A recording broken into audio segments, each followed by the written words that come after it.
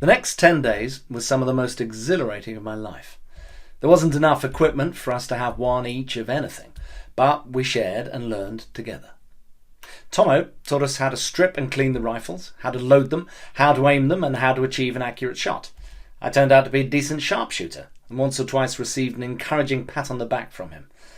There were grenades and ammunition pouches to get used to, gas masks to don, tin helmets to wear, and haversacks to carry. And of course, the famous British soldier's eating tin, perhaps his most treasured possession. In those 10 days I learned more than I'd learned in all of my years at school, but it wasn't just the education that was vital. It was the camaraderie. The bonds that were built between us were invisible to the naked eye, but like tightly spun strands of webbing that joined us together as we learned to look out for the enemy while covering each other's backs. "You're doing okay," said Tomo one night, as we sat around a fire gazing into its orangey-yellow heart and listening to the crackle of the flames and the crickets in the surrounding fields, trying to keep up with them. I felt a rush of pride. If Tomo thought I was doing okay, that was good enough for me. The only negative thing that occurred during training happened one afternoon when I was loading up a rifle with ammunition, while bad-tempered Duncan Royal stood behind me waiting his turn. "If you do it at this rate when we're out on the battlefield, the entire unit will be gunned down," tutted Royal rattily. "I'm doing it as fast as I can," I snapped back, angry at his interruption. "Well, it's not fast enough," he hissed.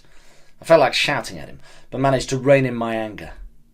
"Leave the kid alone," hissed Jack, who'd just joined us and had heard the exchange. Royal said nothing further. It wasn't a massive deal, but it still made me feel tense and uneasy. He was sour and infuriating. I didn't like him, and I didn't trust him. He wasn't the sort of person I'd have chosen to watch my back. "Hey, Nev, wake up." I turned over and slowly opened my eyes. It was Mickey. It was the morning of June the 11th. He was dressed and had a serious look on his face. What's going on?" I croaked, seeing it was still dark outside. "We're moving out," he said. "I'm going to wake Jack. We need to grab some breakfast and help get everything ready." The mood in the dining room of the Caversham lacked the usual banter. Whether we were ready or not, training was over. We were needed in France. After breakfast, we spent the best part of an hour loading our gear onto 2 trucks. It seemed like a lot of stuff, but there were 30 of us, and I had no idea how long it was all meant to last for. And then we were off. The trucks bumped and jerked their way down the potholed country lanes, but then we got a bit of a smoother ride on the bigger roads that led down to Dover. Some of the lads talked, some slept, and some sang songs like "Keep the Home Fires Burning" and "I'll Make a Man of You." "Do you think they'll put us straight out on the front line?" asked Mickey as we neared the coast. "Unlikely," replied Jack with that hangdog expression of his. "They normally give you a bit of time to get acclimatised to being out there, and then we'll get our turn. It also depends on how things are going when we arrive. If it's relatively quiet, we might get billeted for longer. If things heat up, they'll call on us sooner." I closed my eyes and tried to imagine what it must be like to be out there in those French fields inside a British trench. Did you live in constant terror of a German artillery shell landing on you and blowing you to pieces? Or were the British defences good enough to withstand attacks? And was it freezing at night? Plus, were the rations good enough to keep hunger at bay? When we got to Dover, a Royal Navy vessel shipped us over to Dieppe, and from there it was a ride in a big lorry into the Picardy region of France, and to our final destination.